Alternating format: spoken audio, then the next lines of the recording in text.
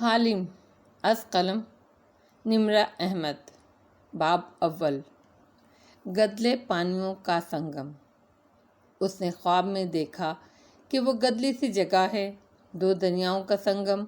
بارش تڑا تڑ برس رہی ہے، کیچڑ میں کھلے آسمان تلے دو لوگ کھڑے ہیں۔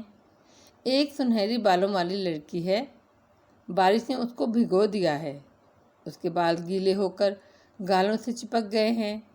وہ گردن اٹھائے اوپر دیکھ رہی ہے، آسمانوں کو، آسمانوں کے پار جہانوں کو۔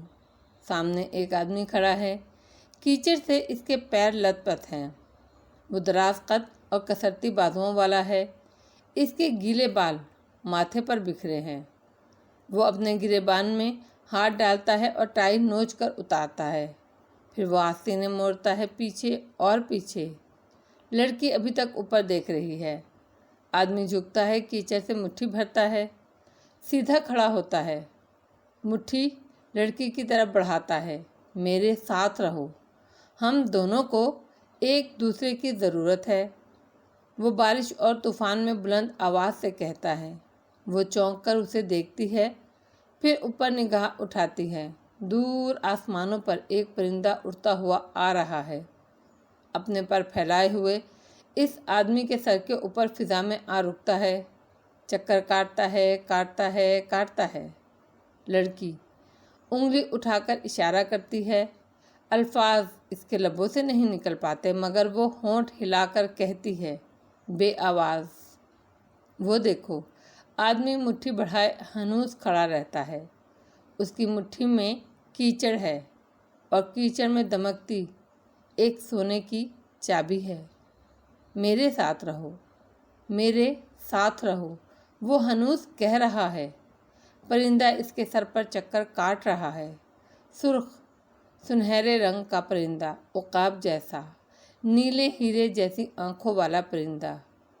ایک جھٹکے سے حالم کی آنکھ کھلی۔ کوالالمپور جزیروں کا ملک ملائیشیا کا سب سے مشہور شہر ہے، مختلف تہذیبوں اور ادیان کا مرکز۔ یہاں مسلمانوں کی اکثریت تھی۔ سمندر اور اونچے پہاڑ، سبزہ اور کھلے باغات، وہ جنت کی تصور جیسا خوبصورت شہر تھا۔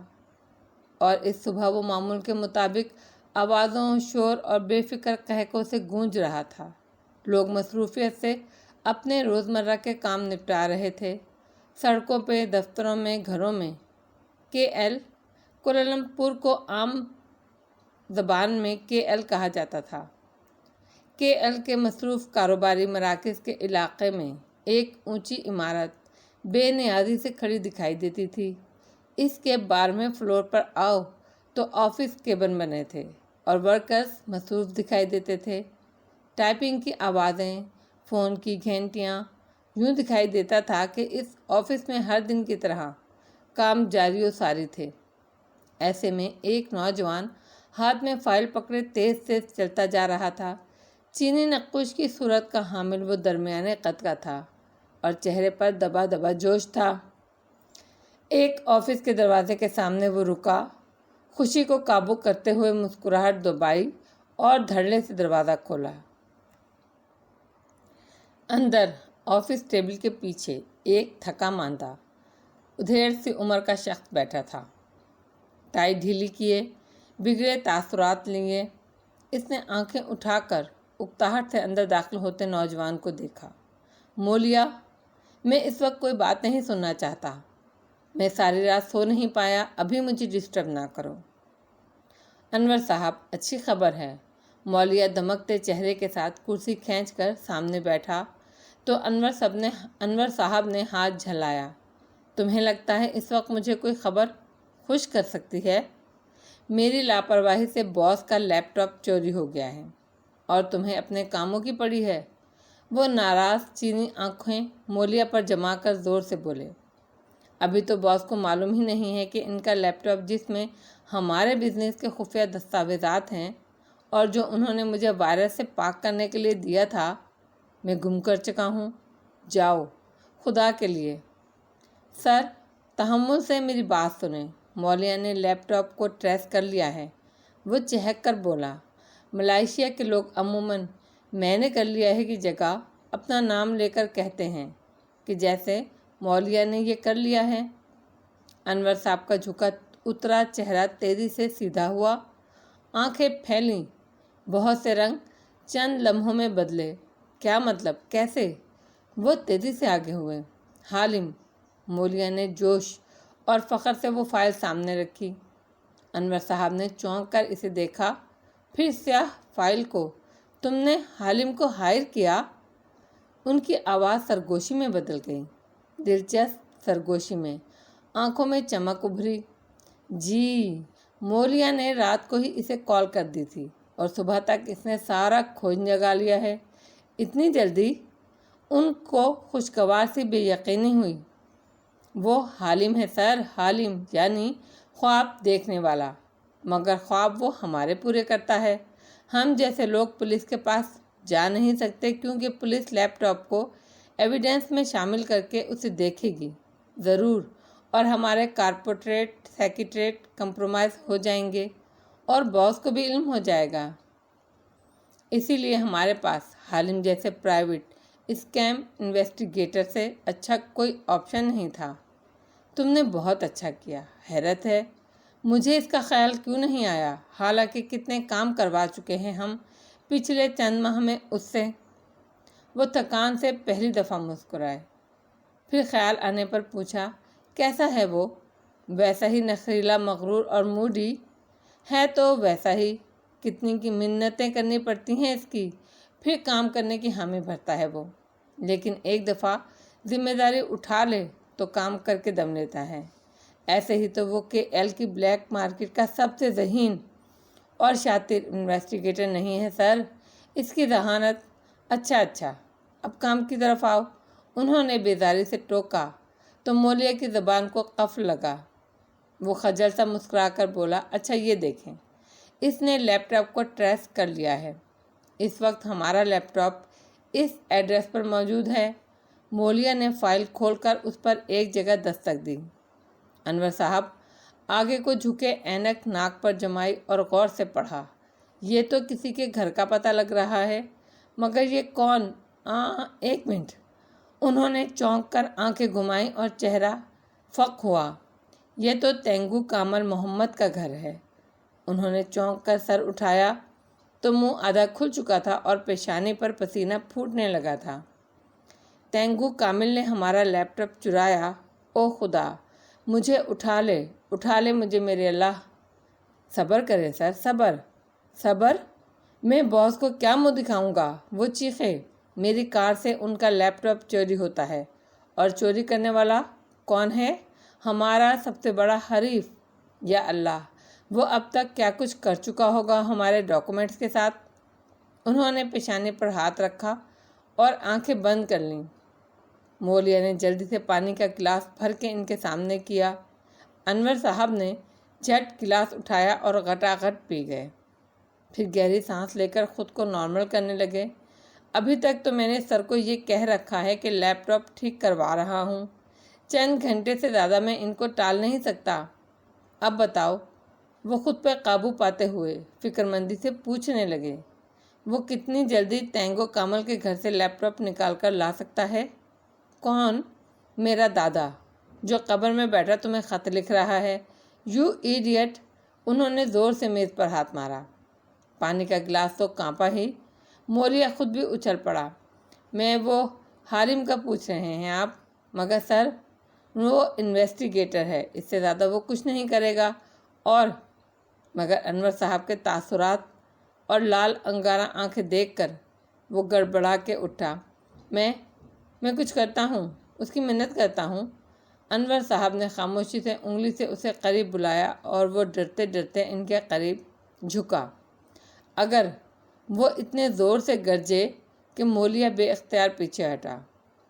اگر مجھے آج رات تک لیپ ٹاپ نہ ملا تو تمہاری نوکری گئی، جتنا پیسہ خرچ کرنا پڑے کرو، میں ساری رقم ادا کروں گا، لیکن مجھے وہ واپس چاہیے۔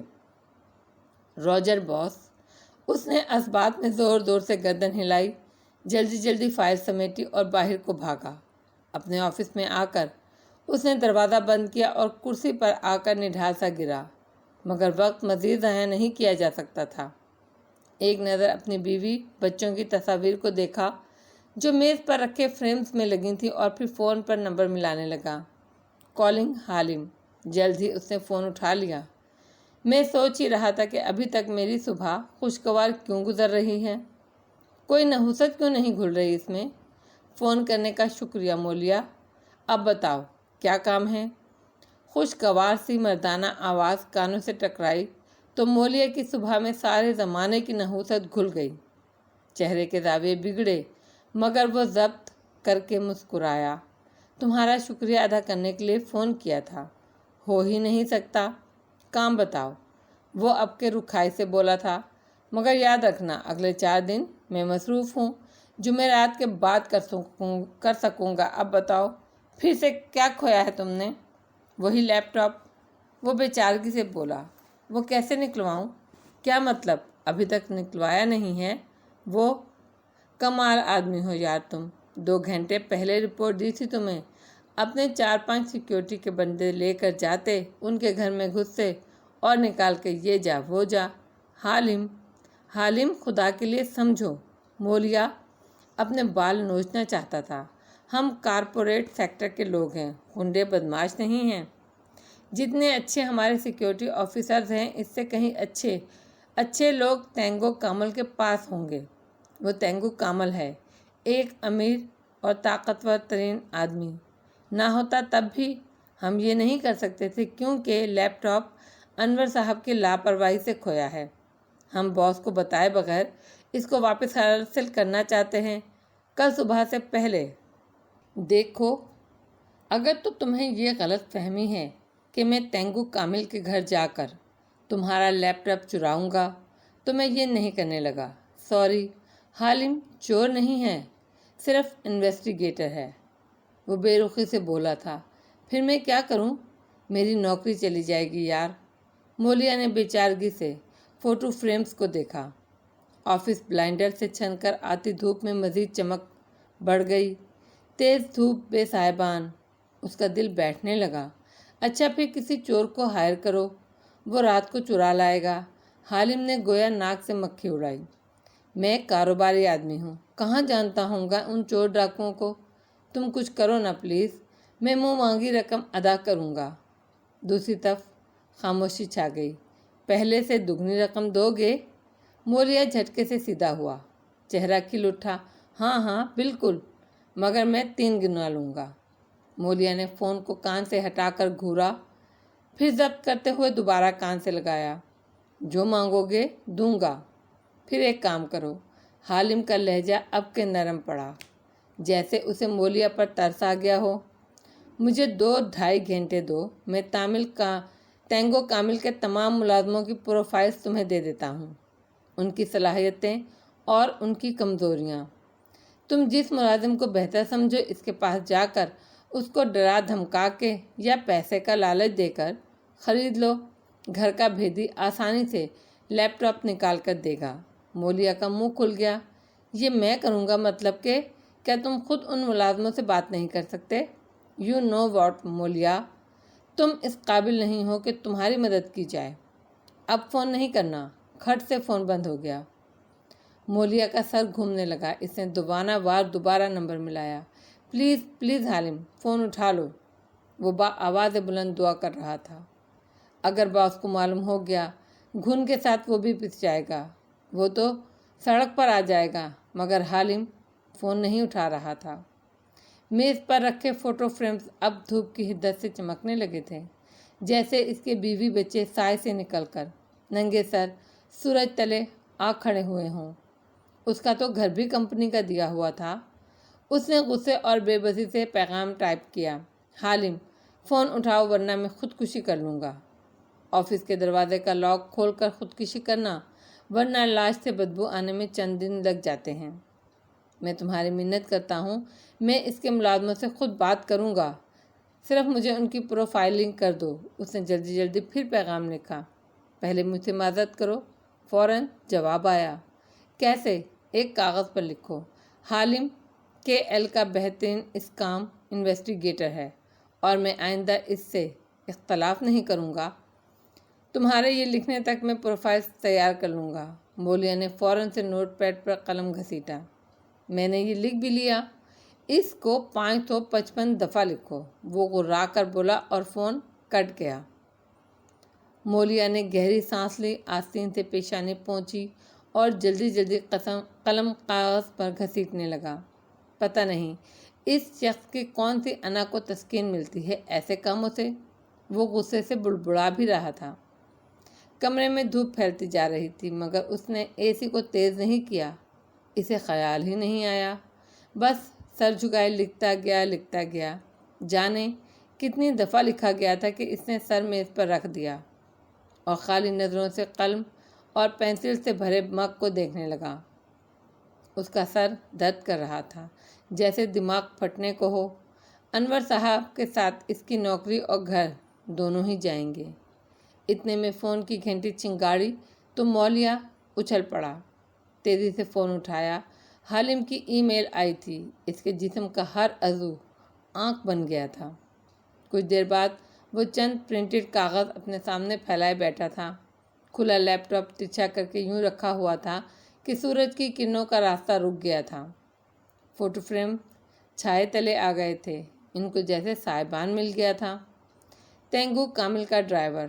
اس نے ایک کاغذ اٹھا کر چہرے کے سامنے کیا، آنکھیں چھوٹی کر کے تفصیل پڑھی۔ اوہ، جو اتنے سال سے تینگو کامل کی ملازمت کر رہا ہو، بھلا وہ جوئے کا عادی بھی ہو، وہ نہیں بک سکتا۔ اس نے کاغذ واپس ڈالا اور دوسرا پرنٹ اٹھایا۔ بٹلر، دونوں مٹھی ہونٹوں پر رکھ کر چند لمحے تفصیلات پڑھیں۔ بٹلر کا سارا کچا چٹھا کھول کر رکھ دیا گیا تھا، جیسے یہ تو بالکل بھی نہیں۔ اس کا کرمنل بیک گراؤنڈ اس کی کمزوری نہیں، اس کی طاقت ہے۔ کیا سوچ کے حالم نے اس ہٹے کٹے آدمی کی پروفائل بنا کے دی ہے؟ یہ تو مجھے پھونک مار کے اڑا دے گا۔ جھرجھری لے کر کاغذ رکھ دیا۔ اب پرسنل اسسٹنٹ کی باری تھی۔ اس کی شکل دیکھ کر ہی مولیا کو رونا آ گیا۔ یہ تو مجھ سے عمر میں بھی بڑا ہے اور قابلیت میں بھی کہیں آگے ہے۔ امریکہ کا پڑھا ہوا محنتی اور قابل نوجوان، اس کے سامنے میں بات بھی نہیں کر پاؤں گا۔ اس کاغذ کو تو اس نے چھوا بھی نہیں۔ پھر اگلے کو دیکھا تو نگاہ ٹھہر گئی۔ دھیرے سے کاغذ اٹھا کر آنکھوں کے سامنے لایا۔ وہ تمام پروفائلز میں پہلی نسوانی پروفائل تھی، تالیہ مراد۔ وہ نام پڑھتے ہوئے بڑبڑایا۔ صفحے کے کونے میں اس کی تصویر بنی تھی۔ تصویر آج کی لی ہوئی تھی، جیسے کسی گھر کی چھت سے گلی میں چلتی لڑکی کی تصویر اتاری گئی ہو۔ وہ لمبا سا مقامی طرز کا فراق پہنے ہوئے تھی۔ کوہنی پر ٹوکری ٹنگی تھی جس میں پھول تھے، اور وہ سر جھکائے کاندھے کے پر سے کچھ نکال رہی تھی۔ ماتھے پر سفید خوبصورت سا ہیٹ پہن رکھا تھا، جس سے سیاہ بال نکل کر کندھے پر گر رہے تھے۔ جھکے سر اور ہیٹ کے باعث چہرہ واضح نہیں تھا، مگر رنگت گوری نکھری ہوئی لگتی تھی۔ مولیا کی نظریں ٹائپ شدہ الفاظ پر جا رکیں، جو حالم نے اس کی پروفائلنگ کرتے ہوئے لکھی تھی۔ تالیہ مراد، اس کا تعلق کشمیر سے ہے۔ 3 ماہ سے تینگو کامل کی ملازمہ ہے۔ زیادہ پڑھی لکھی نہیں ہے، مگر انگریزی اور ملے الفاظ ٹھیک سے بول لیتی ہے۔ بہت باتونی لڑکی ہے، قدرے بیوقوف اور تھوڑی جلد باز۔ آدھا دن تینگو کامل کی ملازمت کرتی ہے، شام میں ایک ریسٹورینٹ میں ویٹریس کے طور پر کام کرتی ہے۔ کشمیر میں اس کا لمبا چوڑا خاندان ہے، جس کی کفالت یہی کرتی ہے۔ جو کماتی ہے وہاں بھیج دیتی ہے۔ خود عام کپڑوں اور جوتوں میں خوش باش گھوم رہی ہوتی ہے۔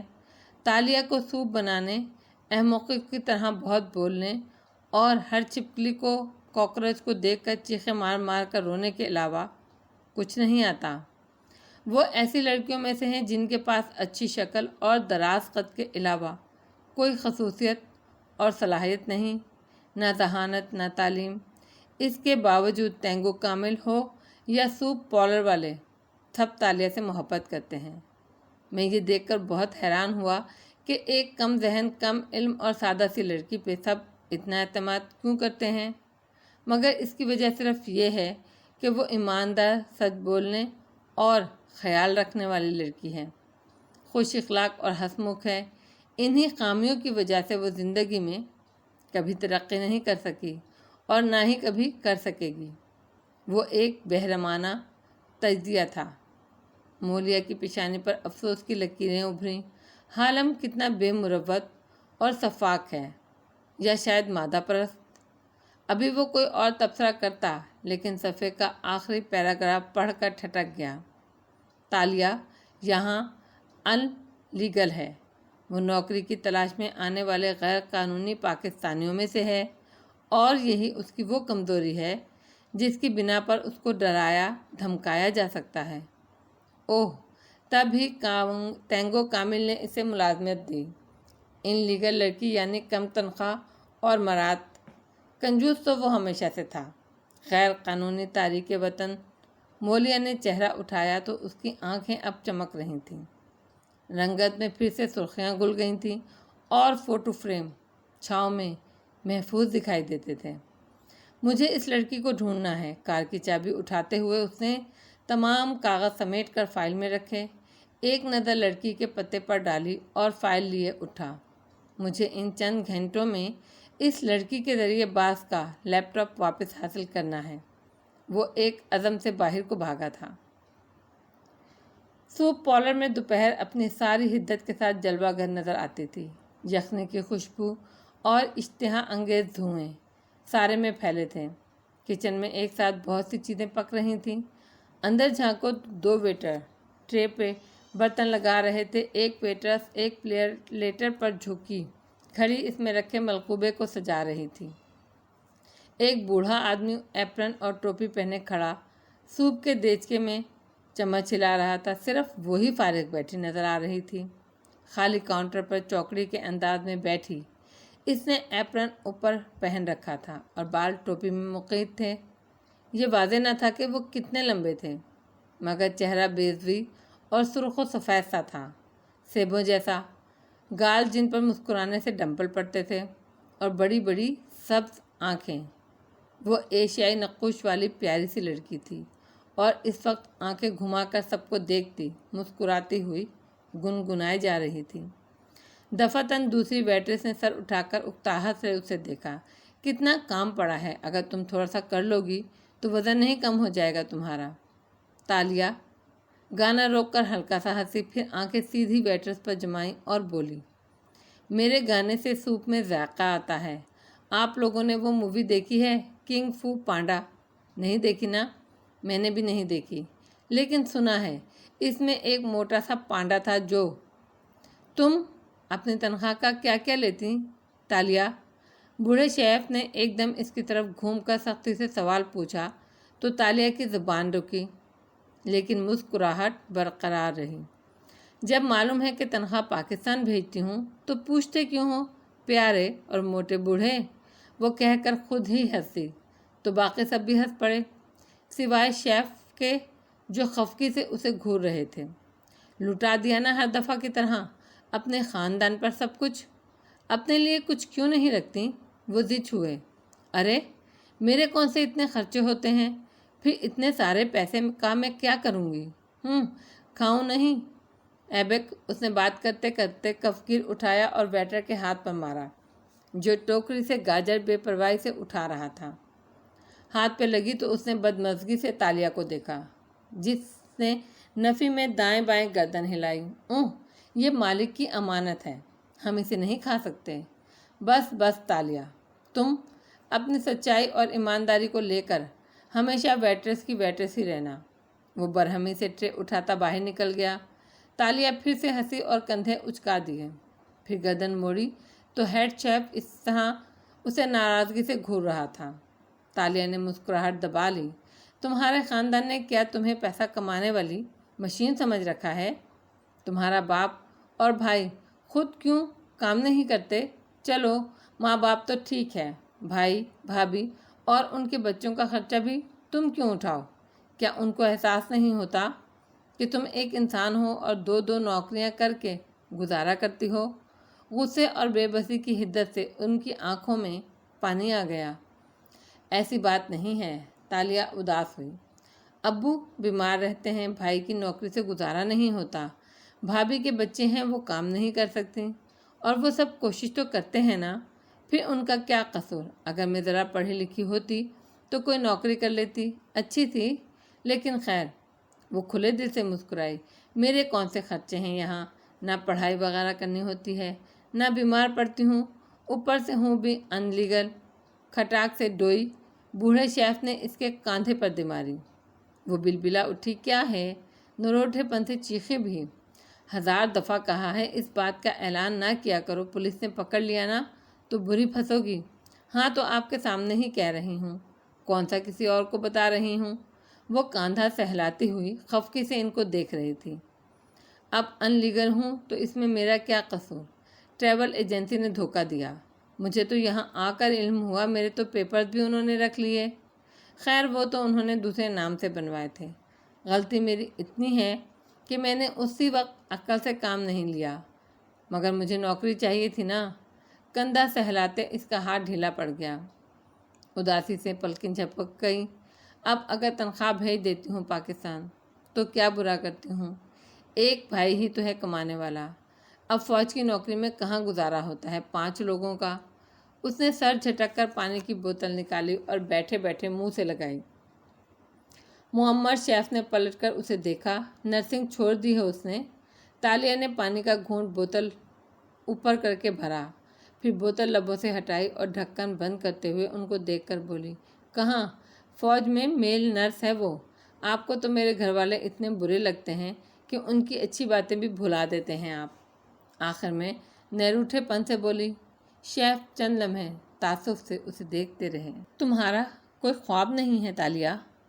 اس سوال پر تالیہ، جو گوتم بدھا کے انداز میں چوکڑی مارے کاؤنٹر پر بیٹھی تھی، تھوڑی تلے انگلی رکھے اوپر دیکھتے ہوئے سوچنے لگی۔ میرے خواب؟ ہاں تالیہ، تمہارا سب سے بڑا خواب کیا ہے؟ ایبک ویٹر واپس آ گیا تھا اور گفتگو میں پرجوش تھا داخل ہوا تھا۔ ویٹرز، شیف سب رک کر اسے دیکھنے لگے۔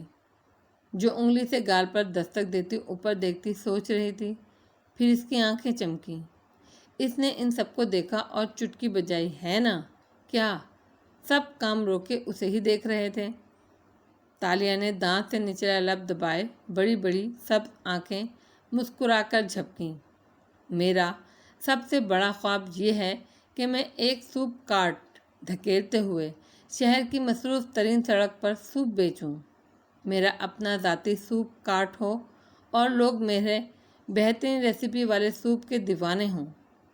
کچن میں لمحہ بھر کو سناٹا چھا گیا۔ شیف کا چہرہ سب سے زیادہ اترا تھا۔ ویٹریس تو جل بھن گئی۔ ایک سوپ کی ریہڑی، بس تالیہ، بس۔ ایبک نے پیر پٹکا۔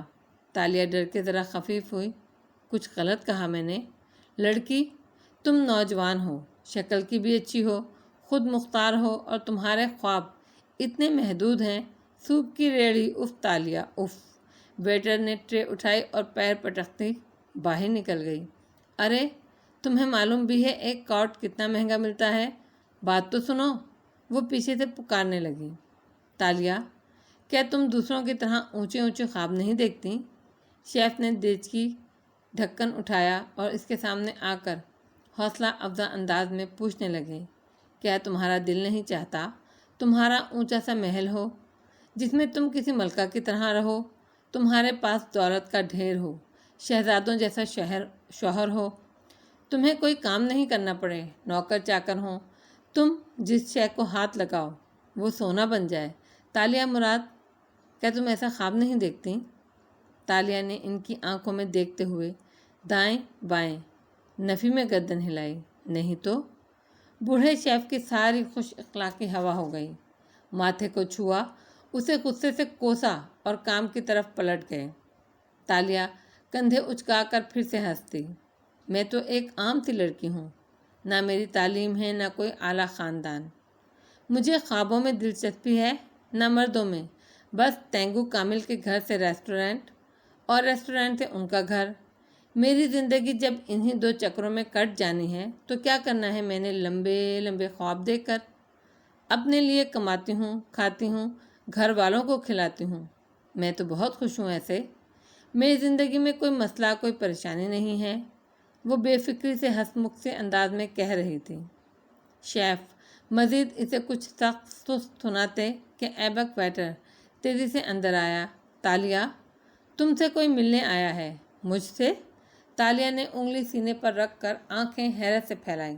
ہاں، سوٹ وغیرہ پہن رکھا ہے، پوچھ رہا تھا تم تینگو کامل کی ملازمہ ہو نا؟ اوہ، تالیہ کی سبز آنکھیں چمکیں۔ میں سمجھ گئی۔ وہ جلدی سے نیچے اتری، جوتے پیروں میں گھسیڑے۔ ویٹریس نے ناک سکیڑ کر اس کی اس حرکت اور خالی سلیب کو دیکھا۔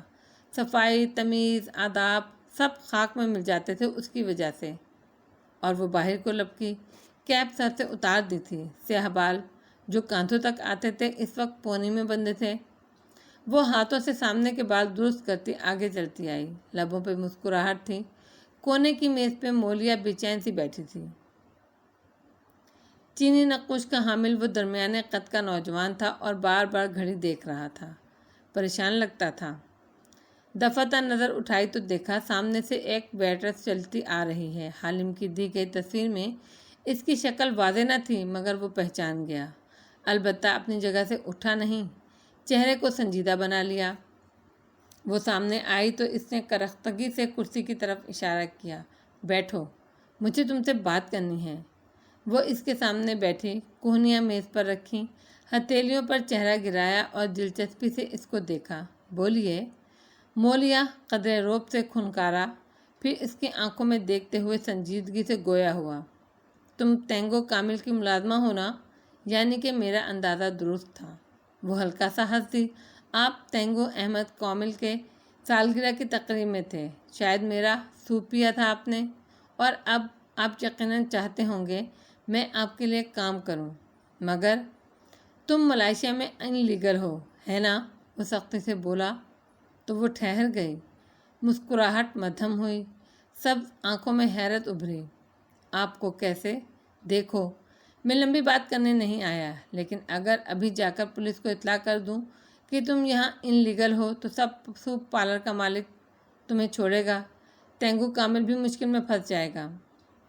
تالیہ کے ہونٹ کھل گئے، یک ٹک اسے دیکھتی گئی، پھر آنکھوں میں افسوس ابھرا۔ آپ ایسا کیوں کریں گے؟ میرے ساتھ ٹریول ایجنسی نے دھوکہ کیا تھا اور پھر میں نے اپلائی کر رکھا ہے قانونی۔ تم جانتی ہو میں تمہیں ابھی کے ابھی جیل میں ڈلوا سکتا ہوں۔ وہ آگے کو جھکا اور اس کو گھورتے ہوئے غرایا۔ وہ ہلکا سا چونکی۔ آپ کون ہیں اور کیا چاہتے ہیں؟ مولیا نے گہری سانس لی اور فائل کھولی۔ پہلے صفحے پر تالیہ کی پروفائل رپورٹ رکھی تھی۔ تالیہ نے سر جھکا کر دیکھا تو آنکھیں پھیل گئیں، بے یقینی سے پلکیں اٹھائیں۔ میرے بارے میں آپ کو اتنا کچھ؟ اب کہ وہ ذرا سنبھل کر بیٹھی، چوکنی سی قدرے پیچھے بھی ہوئی۔ کون ہیں آپ؟ مولیا نے اگلا صفحہ پلٹا اور ایک تصویر نکال کر اس کے سامنے رکھی۔ یہ تمہارے گھر والوں کی تصویر ہے نا؟ کشمیر میں رہتے ہیں وہ؟ جانتی ہو میں ان کے بارے میں کیسے جانتا ہوں؟ کیونکہ میرے ہاتھ بہت لمبے ہیں۔ اس کی طرف جھکے وہ اس کی آنکھوں میں دیکھتا، چبا چبا کر کہہ رہا تھا۔ تالیہ کی رنگت زد پڑنے لگی۔ وہ مزید پیچھے ہوئی، پھر گردن گھما کر دیکھا۔ ارد گرد لوگ کھانے پینے اور باتوں میں مصروف تھے، کوئی ان کی طرف متوجہ نہیں تھا۔ خوفزدہ لڑکی نے پھر مولیا کو دیکھا۔ کیا چاہتے ہو؟ تمہارے اوپر قرضہ بھی ہے، بھائی کی شادی کے لیے لیا تھا نا، وہ کیسے اتارو گی؟ کبھی سوچا؟ آپ کو مجھ سے کیا چاہیے؟ وہ شدید غیر آرام دہ نظر آ رہی تھی۔ دیکھو تالیہ، مولیا نے آواز دھیمی کی، لہجہ نرم۔ چند لمحے کے بعد وہ لڑکی کے چہرے پر سے نظر نہیں ہٹا رہا تھا۔ اگر تم چاہو تو میں تمہارا قرضہ بھی اتار سکتا ہوں، مزید رقم بھی دے سکتا ہوں، اور تمہاری فیملی کو بھی کچھ نہیں ہوگا۔ بات نہیں مانو گی تو تمہارے ماں باپ کو نقصان پہنچ سکتا ہے، اور تم ان لیگل ہونے اور جیل چلے جانے کے باعث ان کی مدد بھی نہیں کر پاؤ گی۔ اب بتاؤ، میری مدد کرو گی